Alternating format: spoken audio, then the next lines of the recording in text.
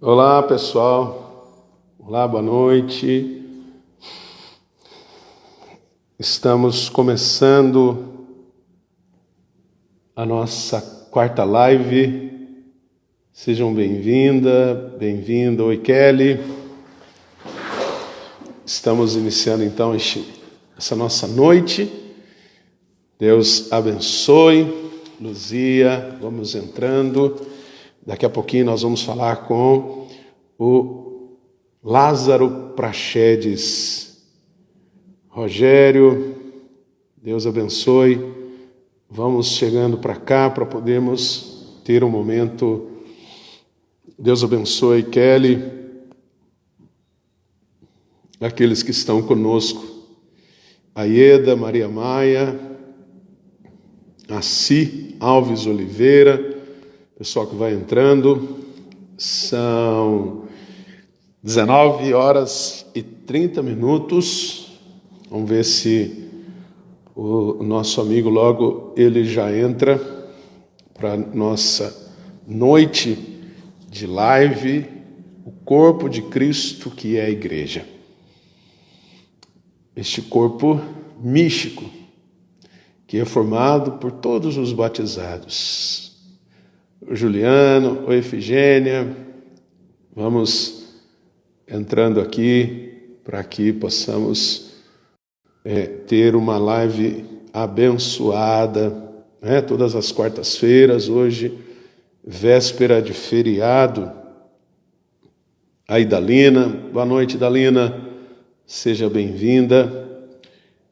O Morgan, eu quero ver se o Lázaro já se encontra aqui conosco, né, para que a gente possa começar o nosso bate-papo. Deixa eu ver aqui como é que tá. Vamos procurar. Não. Deixa eu só achar como é que tá aqui.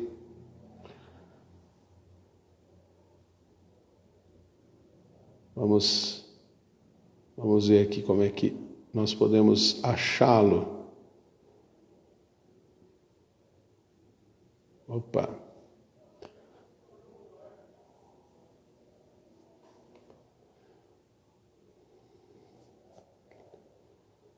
Certinho. Vamos ver se ele já está online aqui conosco, né? Para a gente já bater um papo com ele, tá? Ele deve estar chegando e nós vamos aqui. Boa noite, Dagmar, Camila,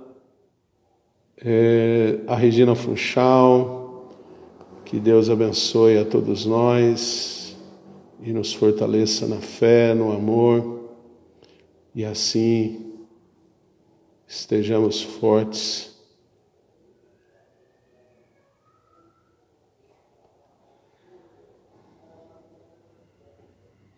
Ainda não. Então vamos. Boa noite, Zé Hélio, Elaine, Tiago. Entrou. Lázaro Praxedes está chegando aqui. Vamos convidá-lo. Maria Bernadette, Andrade, Dagmar, boa noite. A Cláudia. Vamos entrando aí, gente. Alessandro, Lázaro. boa noite. Como é que você está, meu irmão? Graças a Deus, tudo bem, o senhor? Maravilha, podemos falar com você. Você sabe que sou seu fã. Você sabe disso. Tá tudo bem? Como é que tá a comunidade? Tá, graças a Deus. Dentro desse período aí de novos tempos de comunidade, nós estamos caminhando bem. Graças a Deus. Tá sendo uma reinvenção mesmo, né? É hora da gente se reinventar como comunidade, como ser humano. É um tempo novo para nós, né? É um tempo novo. Eu vou dizer para você assim, daqui a pouquinho eu te apresento para o pessoal te conhecer mais, mas eu queria partilhar com você, Lázaro, que é um tempo que eu achava. A gente é sonhador, eu sou muito sonhador. Então, quando começou, eu pensei assim, opa, vai mudar o mundo. Sim. Mas aí eu vi que vai mudar o meu. Porque às vezes a pessoa continua fechada para tudo. Então ela não consegue trazer algo de novo. Mas a gente não pode desistir.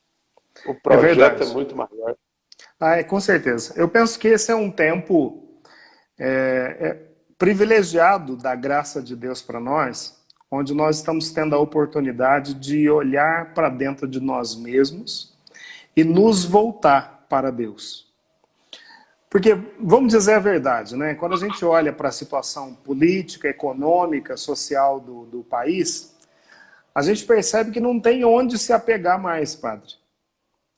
Sim. Né? Então, as estruturas, por exemplo, que mantêm a segurança nossa, a gente percebe que elas estão aos poucos se desintegrando. Então, o que nos resta é voltarmos para Deus. Então, esse é um tempo oportuno, sim. Eu penso que nós sairemos pessoas melhores depois que terminar essa pandemia. Dom Lanza, nós temos um programa mensal, chama Comunidade em Rede, que vai ao ar por várias emissoras de rádio de inspiração católica. E ele disse mesmo dessa instabilidade da governança. Sim.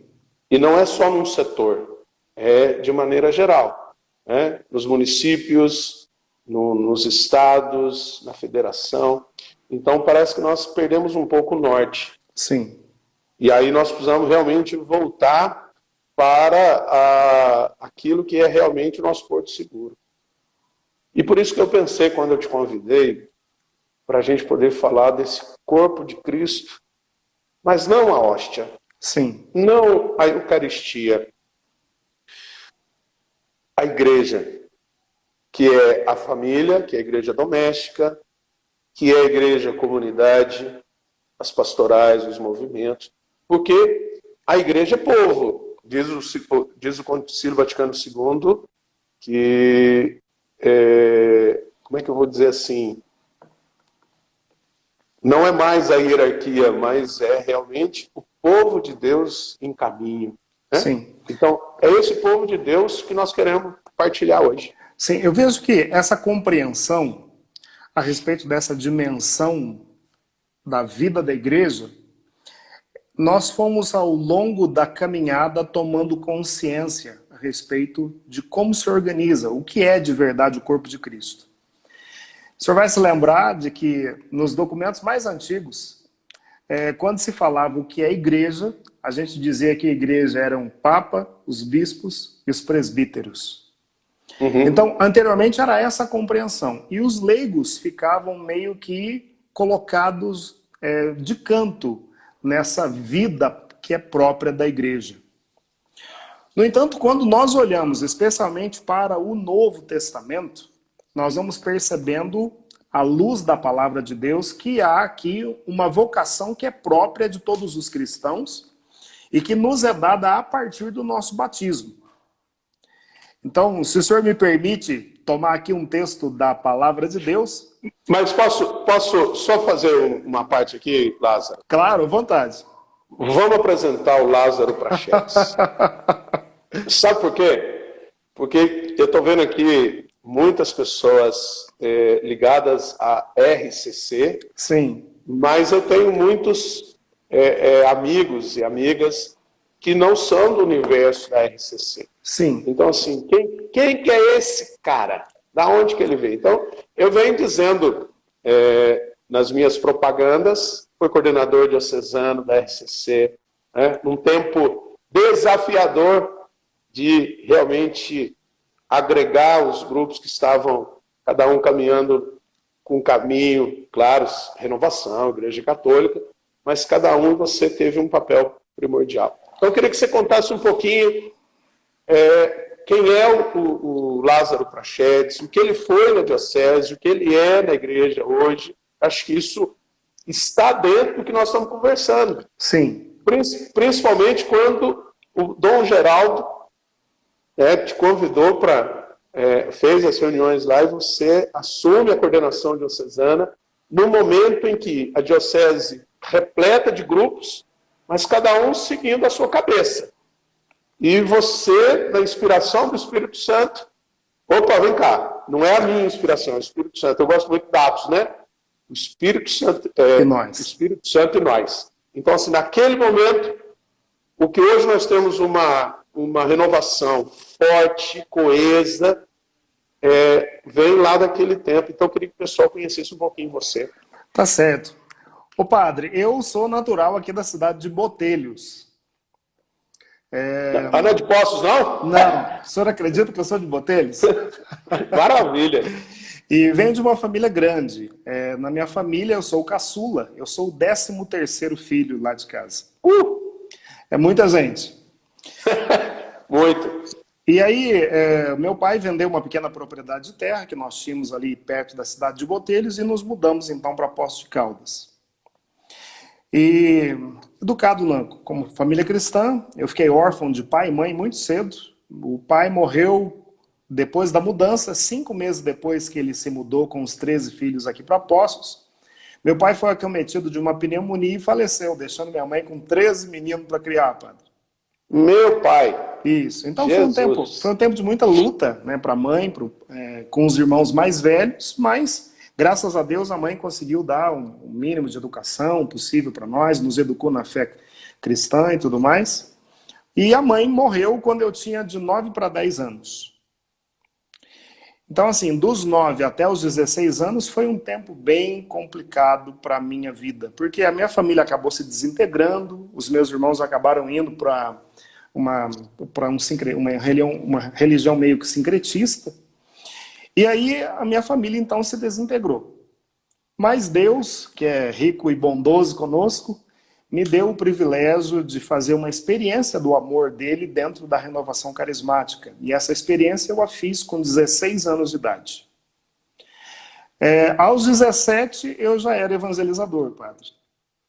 Olha, e aí Deus me deu a graça de que quando no meu grupo de oração, a gente estava dando um encontro de final de semana, que a gente chama de Seminário de Vida no Espírito, eu tive a oportunidade de pregar para 9 dos meus irmãos. E aí começou um processo de transformação na minha família, na minha casa. E desde então, padre, eu participo da Renovação Carismática Católica. Então, eu participo do movimento desde o ano de 1989. Rapaz. Isso é bem mais... 31 anos. 31 anos. 31 anos. Que bênção. Me colocando aí à disposição da vida da igreja. E nesse período, eu sou ex um monte de coisa, padre. Mas que bom que você é ex, porque pelo menos você teve a experiência, você teve o momento de atuar. Você tem história, né? Sim. Então, assim, a minha vida de grupo de oração, ela sempre se deu na paróquia São Judas Tadeu. É lá que nós temos hoje o nosso grupo de oração, o grupo SESC. SESC é a abreviação de Seremos Eternamente Seguidores de Cristo. Que forte. Então, esse grupo tem 29 anos. Então, é esse tempo que eu tenho caminhado lá na paróquia. Na paróquia, eu servi como catequista, servi como ministro da Eucaristia, fui coordenador de grupo de oração, fui coordenador paroquial, depois eu me tornei coordenador regional. A gente chama setor aqui na diocese, né?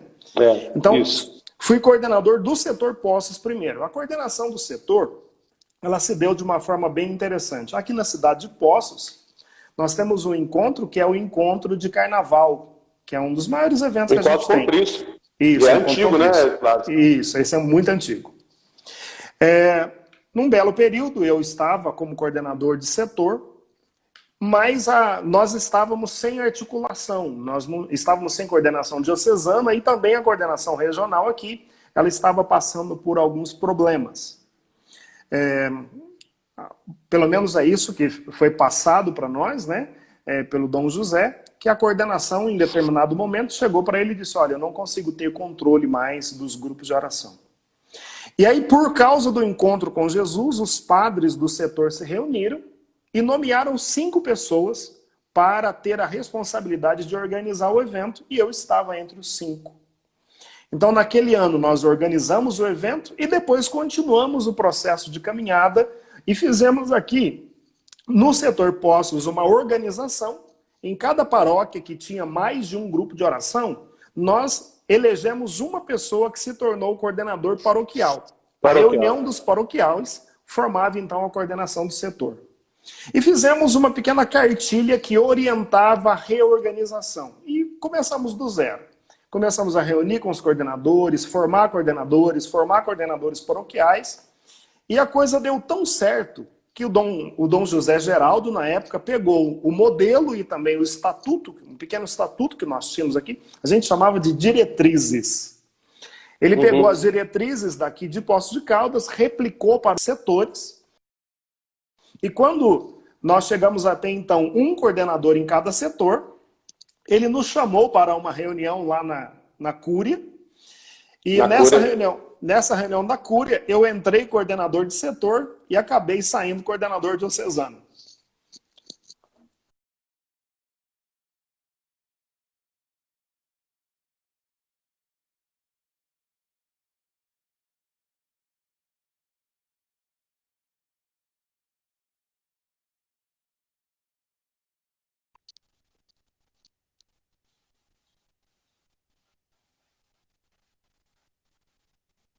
Oi.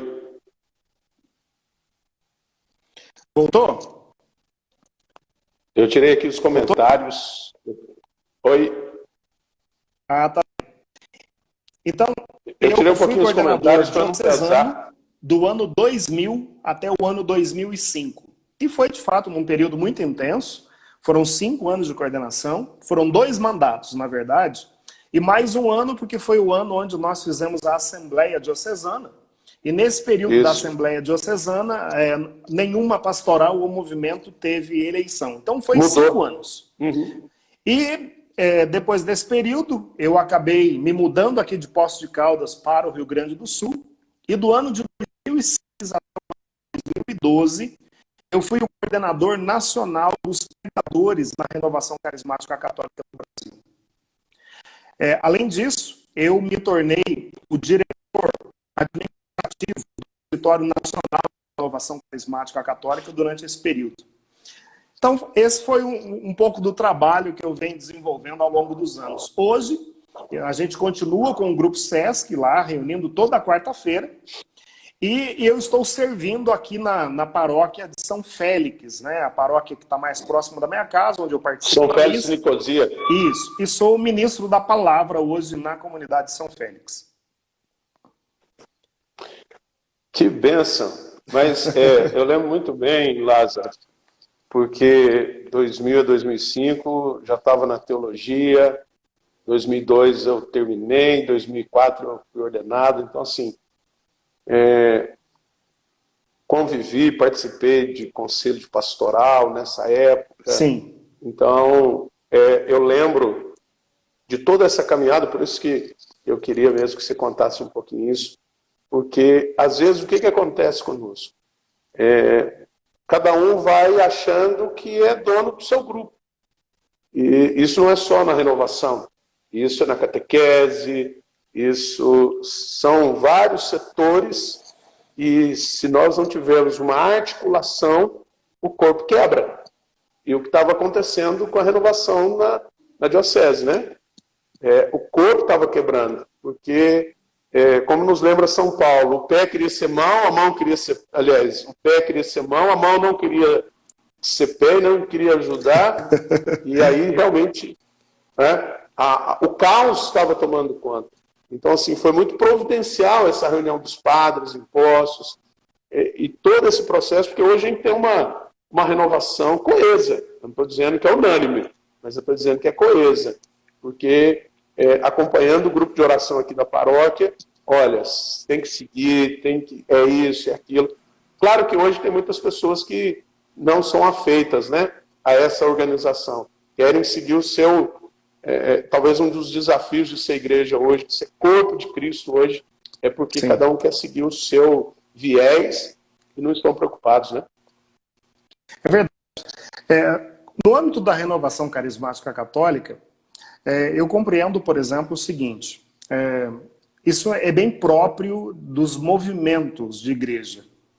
Um pouco diferente das pastorais, que são serviços que a própria paróquia presta para a comunidade em geral. Então, assim, as pastorais, elas nascem dentro da paróquia para oferecer um serviço para os irmãos que estão fora. Já, por exemplo, os movimentos, é bem interessante esse aspecto, porque eles nascem fora, querendo entrar. Então, é um caminho inverso. E o movimento, por exemplo, especialmente no movimento de renovação carismática católica, primeiro se faz uma experiência para depois compreender o que é aquela experiência e qual o papel dessa experiência específica dentro da vida comunitária, da vida da igreja. Renovação carismática, hoje já estamos aí no mundo com mais de 50 anos. Então é um movimento que tem amadurecido na sua consciência do ser igreja. Então é muito importante quando nós encontramos o lugar que é próprio dentro do corpo de Cristo. Quando nós temos essa compreensão do lugar de cada um, aí acabam as disputas, acaba, por exemplo, essa questão de um puxar para um lado e outro para o outro, e a gente começa a ter uma visão de conjunto. E é só com essa visão de conjunto que o corpo de Cristo cresce. E aí, nessa dimensão, a gente volta, então, naquele ponto que eu pedi que você parasse um pouquinho, no texto que você ia meditar. Eu tenho outro texto aqui, que a gente vai partilhar também. Mas, então, a gente volta, porque já se apresentou, o pessoal que agora está nos assistindo conhece o Lázaro Prachetes. Então, vamos continuar com a nossa reflexão. Vamos lá. Eu queria partilhar o texto que está na carta aos Romanos, no capítulo 12, no versículo número 4. Pois como em um só corpo temos muitos membros, e cada um dos membros tem diferentes funções.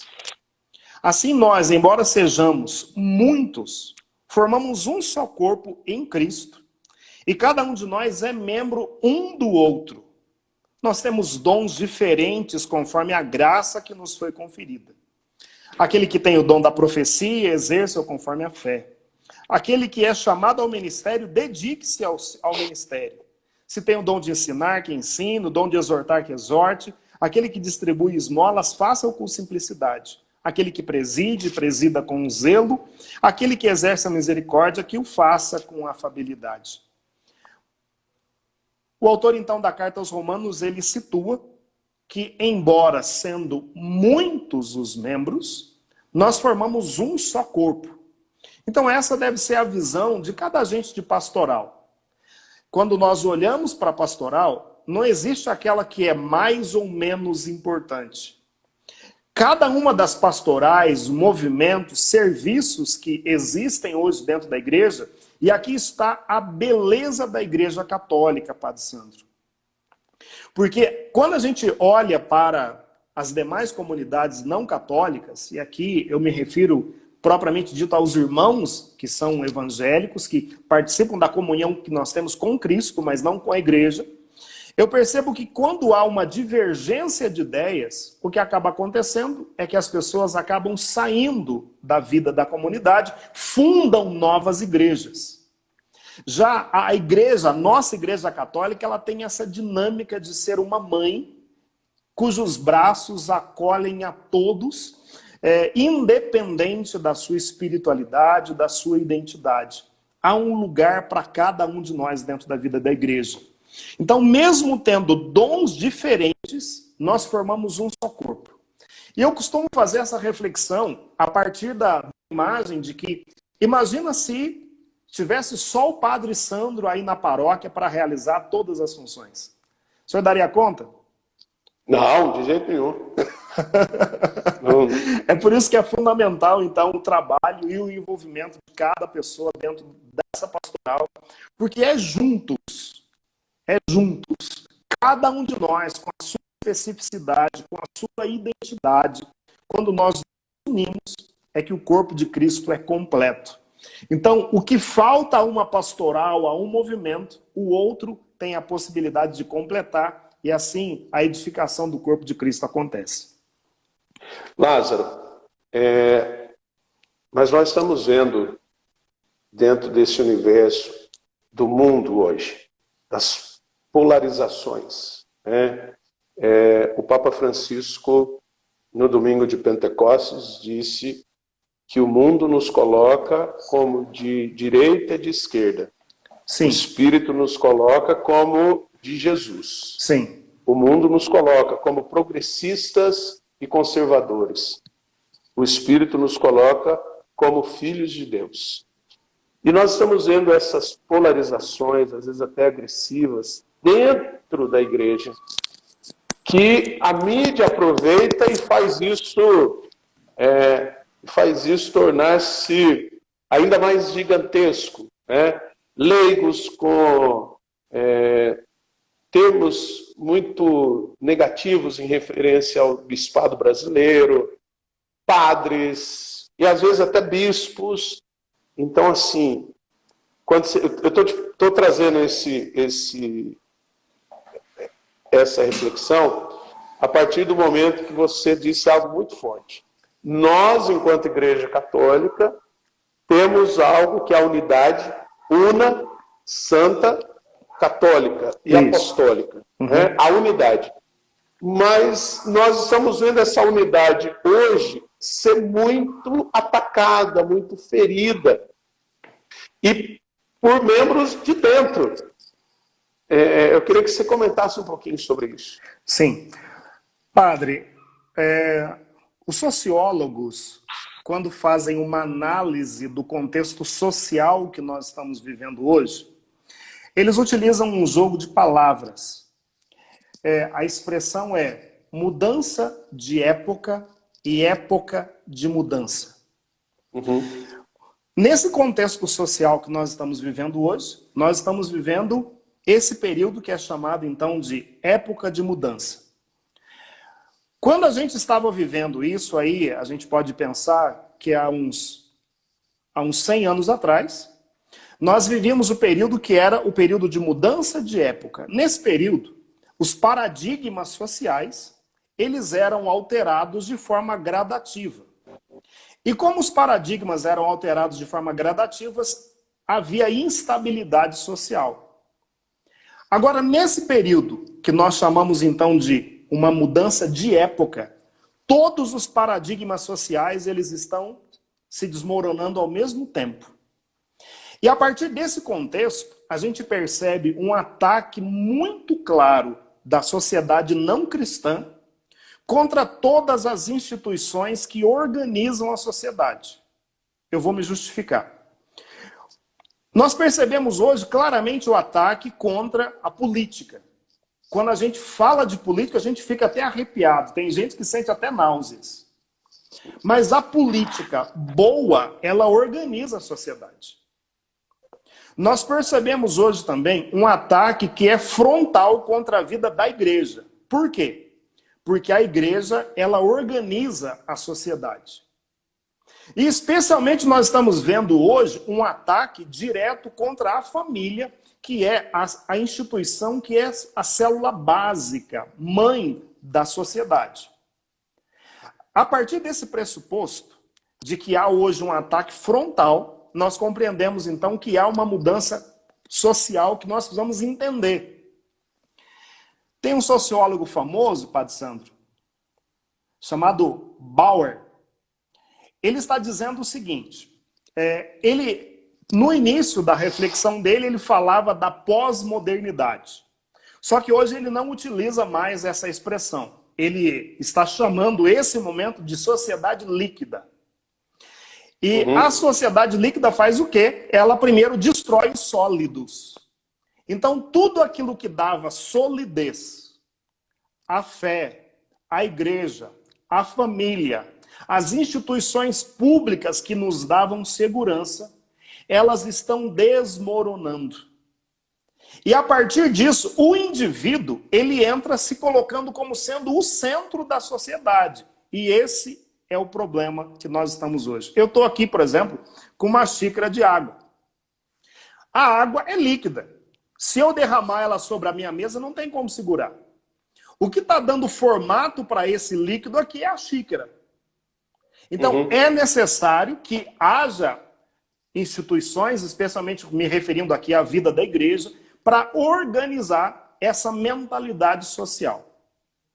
Então, como as instituições estão recebendo esses ataques que são frontais, e o indivíduo está no centro, cada indivíduo, então, se arvora como sendo dono da verdade. E aí hoje, então, nós estamos vendo esse processo de polarização. Ou eu sou de direita, ou eu sou de esquerda. Mas nós somos de Cristo. De Cristo. De Então, Cristo. nós não nos deixamos levar nem por uma mentalidade de direita, nem por uma mentalidade de esquerda. A mentalidade que plasma o cristão são as verdades contidas no Evangelho. E a verdade contida no Evangelho para nós que somos cristãos é Atos capítulo 4. Olha só o que vai dizer para nós a palavra de Deus em Atos capítulo 4. A multidão dos fiéis era um só coração uma só alma. Então, essa visão de que nós somos chamados a sermos hoje testemunhas de unidade. O cristão, pela própria definição do termo, nós deveríamos ser conciliadores, pacíficos. Temos um coração semelhante ao de Jesus. Eu penso que é isso, padre. E é muito importante isso que nós vamos perceber, porque quando nós falamos de corpo, e hoje uma das coisas que mais está nos, vamos dizer assim, não é isso, não é só a pandemia e este tempo, mas o decreto, principalmente o nosso aqui, diocesano, de suspender as celebrações presenciais, tem gerado em poucas pessoas, mas estas poucas pessoas têm feito muito barulho e têm feito muito estardalhaço, dizendo que a igreja está abrindo as portas para Lúcifer, né? Ou está fechando as portas para o povo e está dando espaço para Lúcifer. Então, quando nós entendemos que o corpo de Cristo não é só a Eucaristia, e nós sabemos que até o ano 1000, a palavra de Deus era o ponto essencial, era o ponto-chave. O povo se reunia não para celebrar a Eucaristia, o povo se reunia para lembrar a palavra. A Eucaristia era a consequência da reflexão da palavra, porque primeiro você fazia memória, pegando a cultura judaica, a ceia judaica, como é que ela se dá? Primeiro se faz a memória da presença de Deus. Então, assim, hoje que nós vemos, inclusive é insistido com isso, para que a gente resgate essa dimensão da palavra, mas para muitos ainda nós estamos entendendo o corpo de Cristo. Aí alguém pode dizer, mas amanhã é Santíssimo Corpo e Sangue de Jesus, nós não vamos poder comungar, e aí vem um Padre Santo falar, o corpo de Cristo também é a igreja. Sim. Então, padre, é uma referência interessante, eu acho que essa reflexão ela é válida e oportuna, especialmente por causa da festa que nós celebramos na quinta-feira, amanhã. Porque é o seguinte, eu queria primeiro trazer aqui uma reflexão da exortação apostólica pós-sinodal a Verbum Domini. Eu tenho a minha espiritualidade muito fundamentada na palavra de Deus, sabe, padre?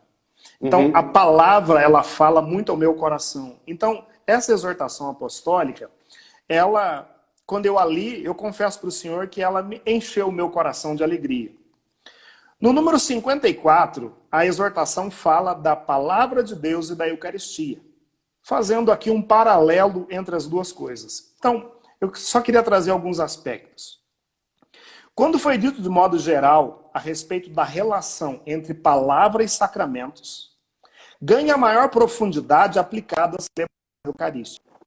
Aliás, a unidade íntima entre palavra e Eucaristia está radicada ao testamento da Escritura.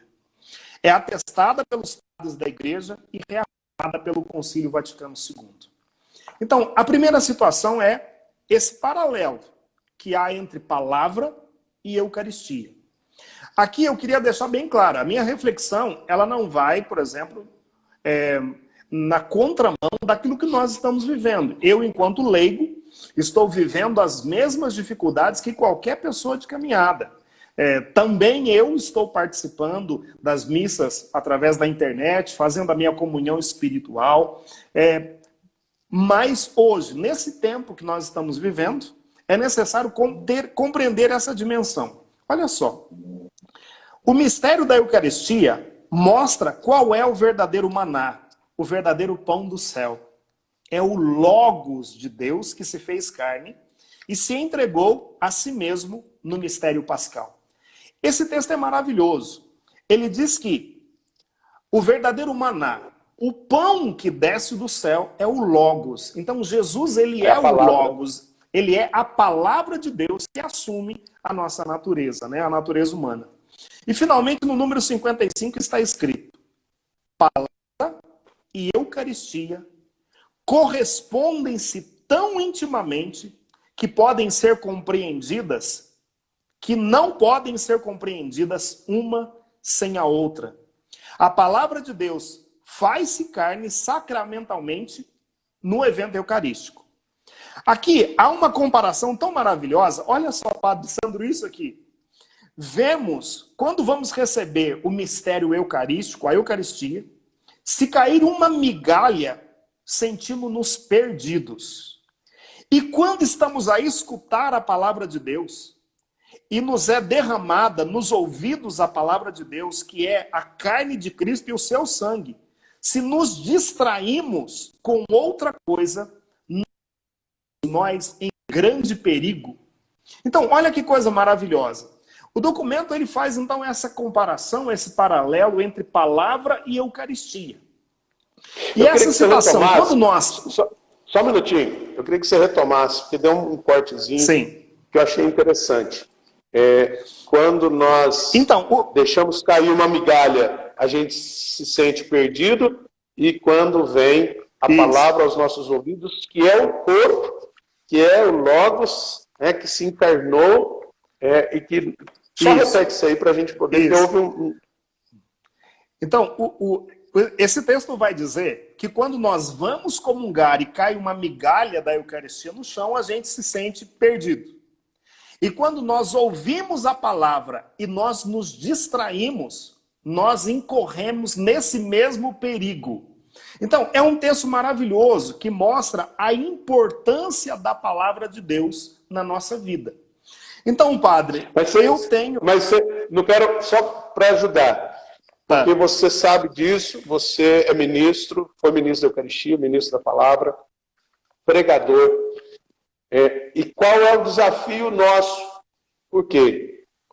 O ministro da Eucaristia, quando ele volta da fila da distribuição, ele volta apavorado, dizendo assim: Padre Sandro, eu estava dando comunhão, eu coloquei na mão da senhora, e a mão da senhora estava tremendo e caiu.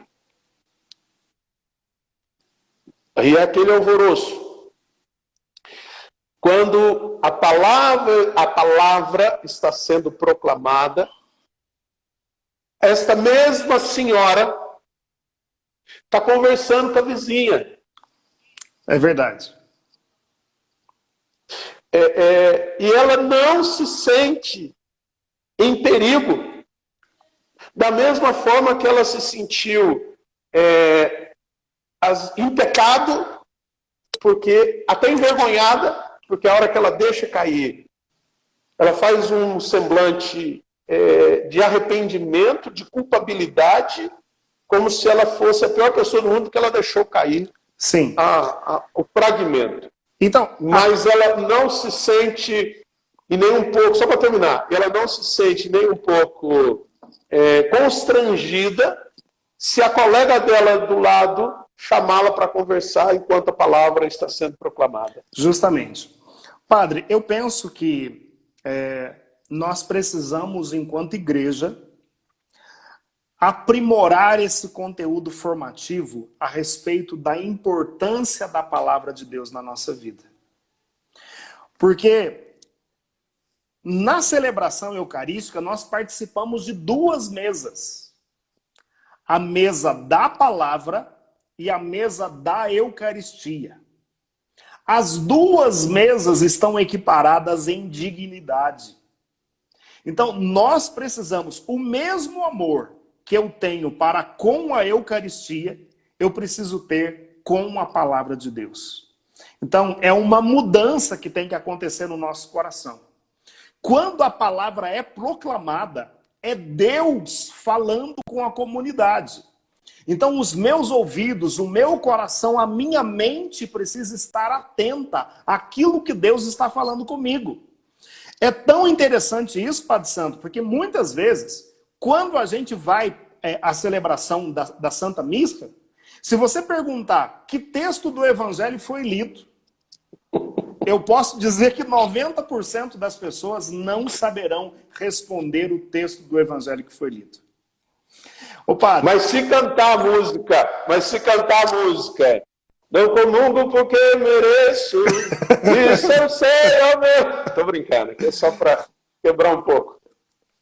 Então, é fundamental nós nutrimos esse amor à palavra. Padre, eu acho que nós estamos sem comentários. E eu acredito que os irmãos... Eu tirei um pouco. O senhor tirou? Porque eu estou acreditando que os irmãos estão querendo falar aí conosco. Tá, mas é porque eu tirei porque estava travando. Vamos voltar. Entendi. Vamos, só rapidinho. Tá, vamos voltar. É porque estava travando. Voltamos aqui os comentários. Pessoal, pode deixar os comentários. Pode. No Catecismo da Igreja Católica, a partir do parágrafo 948, o Catecismo fala a respeito da comunhão dos bens espirituais que nós partilhamos enquanto igreja. Então, olha só, nós partilhamos a comunhão da fé, a comunhão dos sacramentos, a comunhão dos carismas e a comunhão da caridade, Padre. Então, a comunhão que nós fazemos, é claro, a comunhão eucarística é uma bênção. Nós aqui queremos dizer que na vida da igreja, tudo nasce da Eucaristia e volta para ela. A Eucaristia é o sacramento dos sacramentos, mas nós podemos comungar da mesma fé, dos sacramentos, dos carismas, da partilha entre os irmãos, da caridade e comungar da palavra de Deus. E dentro disso, que nós vamos descobrindo, e acho que esse é o nosso papel na noite de hoje, quando nós então vamos mostrando, e você com muita propriedade vai trazendo para os nossos seguidores aí, para os nossos que estão nos assistindo, essa dimensão, essa variedade de comunhão. Eu costumo dizer, Lázaro, que se eu não tenho a oportunidade de comungar de todas essas outras dimensões, eu posso até ir na fila de comunhão, mas não vai ter o mesmo sabor. Com certeza. E talvez um dos desafios que nós precisamos passar, que além da palavra, é toda essa dimensão maravilhosa que você tem do que é comunhão. Domingo nós celebramos o mistério da Santíssima Trindade. Sim. E o autor que eu pesquiso para preparar, ele dizia, não é motivo, Santíssima Trindade não é um elemento para você decifrar. É um mistério para você contemplar. E um mistério que quer que você esteja em comunhão com a Trindade. E aí, no amor, família, que eu achei interessante, 3 pilares que ele coloca no mistério da Trindade. Amor, família e comunidade. Então, voltando até um pouco no que nós dizíamos, dessa unidade da igreja. Sim. Então, eu posso ter posicionamentos divergentes, mas eu não posso perder essa dimensão da essência da igreja, que é una. Porque se eu perder, eu perco o formato da xícara. Com certeza, com certeza. E padre, eu queria... Nosso tempo já deve estar aí quase se esgotando, né? Rapaz, parece que... Nós temos... Peraí, na verdade, nós temos acho que menos de 15 minutos. Menos de 15 minutos. O negócio Flui. Nós temos que fazer outra. Uma conversa dessa é muito esclarecedora, né? Vale a pena. Mas eu queria fazer uma reflexão aqui. porque assim, a comunhão, então ela se dá como comunhão dos sacramentos, como comunhão da Eucaristia, como comunhão da palavra e como comunhão entre os irmãos. Então não é só a comunhão eucarística que acontece durante a celebração. Mas eu queria partilhar aqui, padre, sobre a dimensão. Então nós falamos, por exemplo, do corpo de Cristo, enquanto diversos carismas que se unem, se colocando a serviço da comunidade paroquial para formar o corpo de Cristo. Agora, nós falamos sobre essa dimensão da palavra de Deus, enquanto mesa da palavra, que nós precisamos aprender a amar, a devorar a palavra. Eu estou fazendo uma experiência de leitura da palavra, de toda a Bíblia novamente. Faltam 4 livros para que eu termine o Antigo Testamento. E eu estou aproveitando esse tempo de pandemia para mergulhar ainda mais na palavra. E eu penso que é isso que nós temos que fazer. Voltar a uma comunhão profunda com a palavra de Deus. Agora eu queria falar da família enquanto dimensão de corpo de Cristo. E aí, antes disso, eu queria que você... Porque tem um texto que me chamou a atenção hoje, eu me preparando também. Quando Paulo diz que ele, principalmente com a família hoje, sofrendo como ela está, e nós estamos falando de igreja doméstica, da família, e vem aí, alegro-me de tudo que já sofri por vós, e procuro completar na minha própria carne o que falta das tribulações de Cristo, em solidariedade com o seu corpo, isto é, que é a igreja. Sim. E eu quero igreja mais aqui na dimensão família. Enquanto nós estamos sofrendo isso, mas em família, e somos igreja, como família. Sim. Dentro desse contexto, nós estamos... Padre, é uma realidade social. Nós percebemos que há uma dificuldade hoje, até por causa dessa realidade social, de pais na educação dos filhos. Então, agora, por causa dessa questão onde nós estamos aí isolados, cada qual dentro de nossa casa, os pais estão percebendo as falhas cometidas, especialmente relacionadas à educação dos filhos. Tem um documento que foi especificamente escrito para a família, que é o Familiares Consórcio, que no número 49 diz o seguinte: entre os deveres fundamentais da família cristã, estabelece-se o dever eclesial de colocar-se a serviço da edificação do reino de Deus na história, mediante a participação na vida e na missão da igreja. Para melhor compreender os fundamentos, os conteúdos e as características dessa tal participação, ocorre aprofundar os vínculos múltiplos e profundos que ligam entre si a igreja e a família cristã, e constitui essa última como uma igreja em miniatura. Padre Sandro, olha que coisa maravilhosa. Nós precisamos, então, trazer a reflexão, a comunhão que existe entre a comunidade eclesial e a família cristã.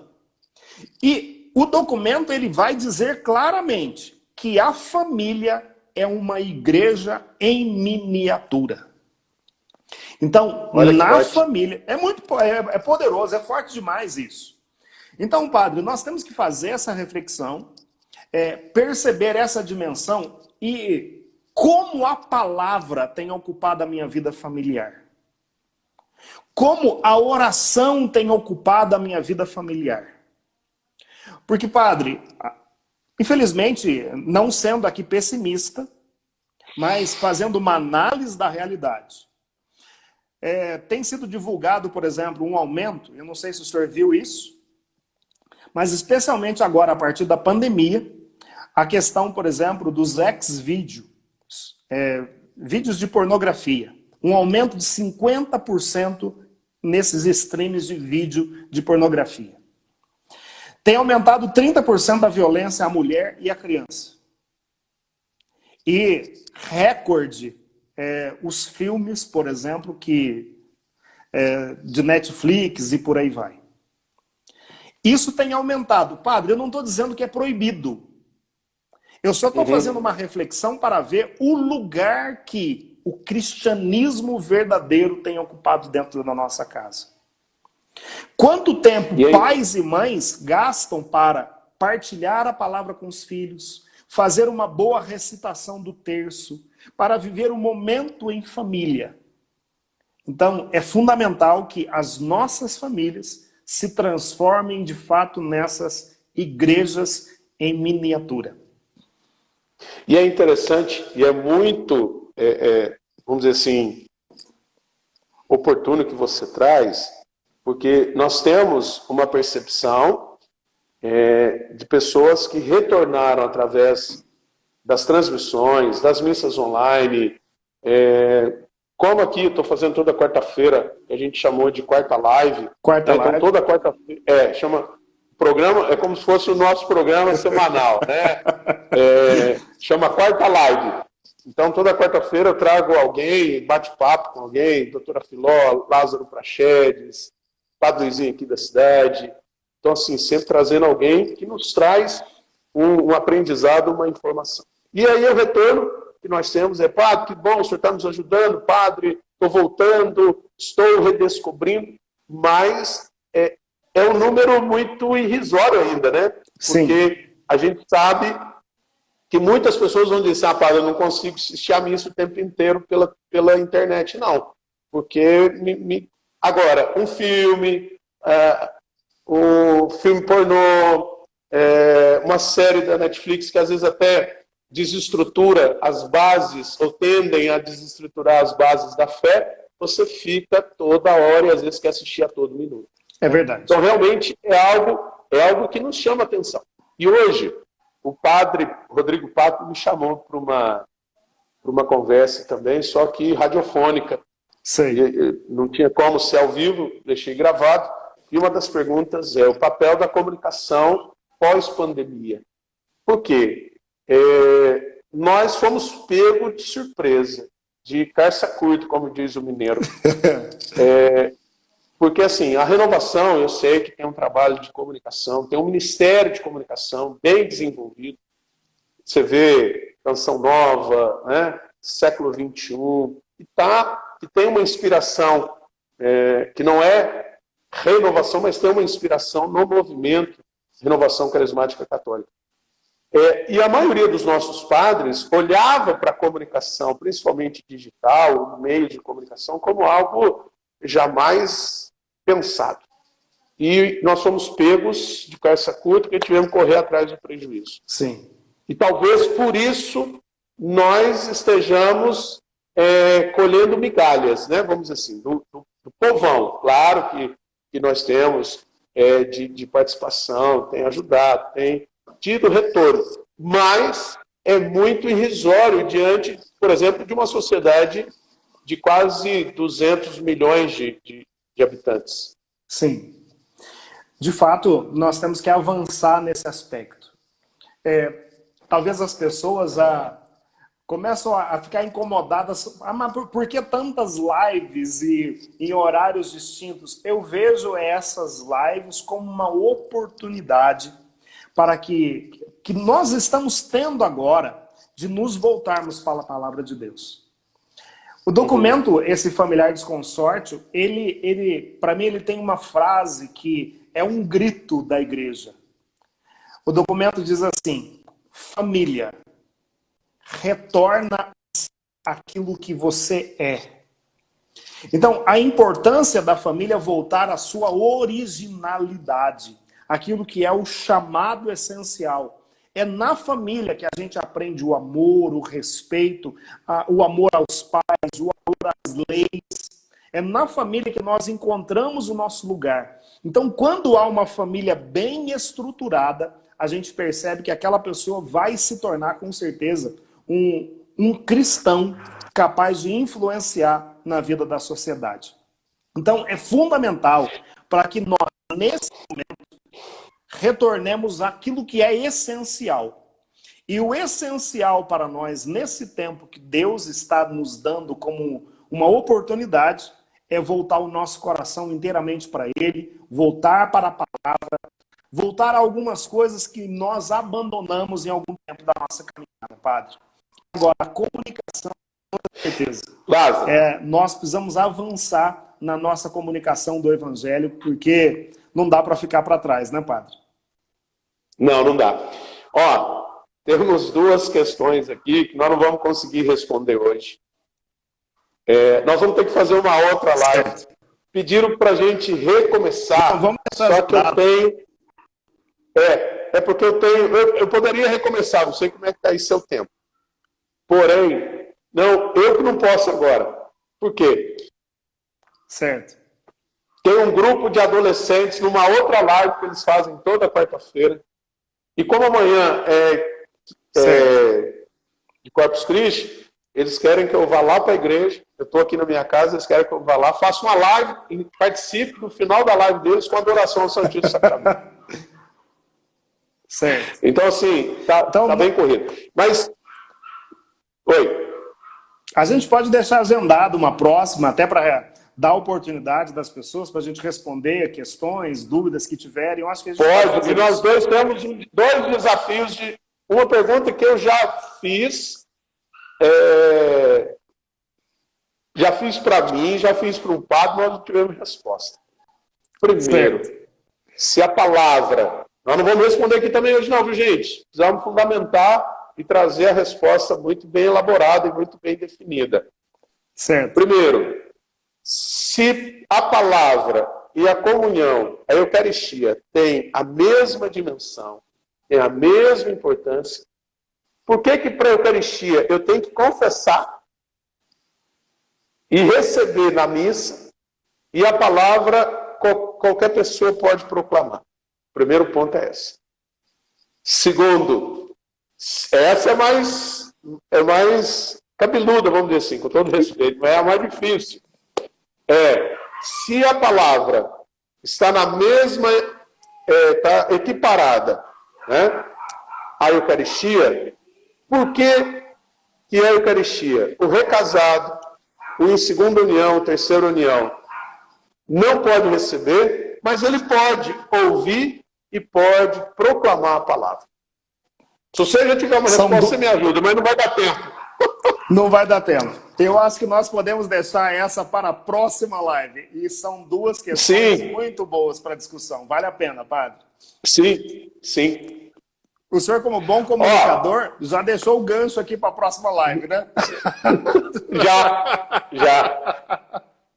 Aí, a gente combina nos bastidores a sua data, que dá certo, tá? Não dá para ser semana que vem, porque semana que vem nós vamos estar em Tríduo do Sagrado Coração de Jesus. Então nós não teremos a quarta live, mas aí amanhã a gente entra em contato e a gente marca a próxima. Combinado?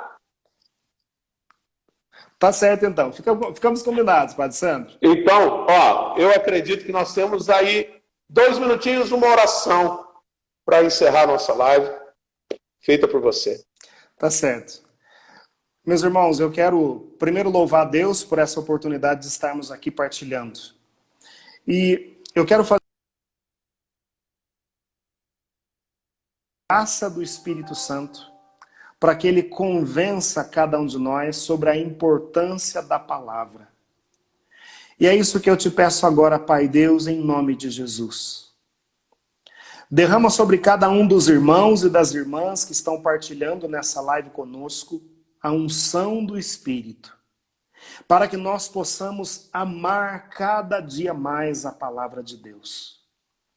Toca nas nossas mentes e nos dá a compreender o nosso lugar no corpo de Cristo. Dá-nos a capacidade de nos colocar a serviço da igreja, para que o carisma que eu tenho seja completado pelo carisma que o irmão tem. Nenhum de nós tem todos os dons, Senhor. Então nós te pedimos essa graça, a graça da unidade, para que juntos nós possamos ser verdadeiras testemunhas de Cristo nesse tempo em que nós estamos vivendo. É o que nós te pedimos em nome de Jesus. Amém. Amém. Nós só temos 20 segundos. Obrigado, Lázaro. Você sabe que eu sou seu fã. Deus te abençoe. E abençoe a todos nós. Em nome do Pai, do Filho e do Espírito Santo. Amém. Amém. Um beijo no seu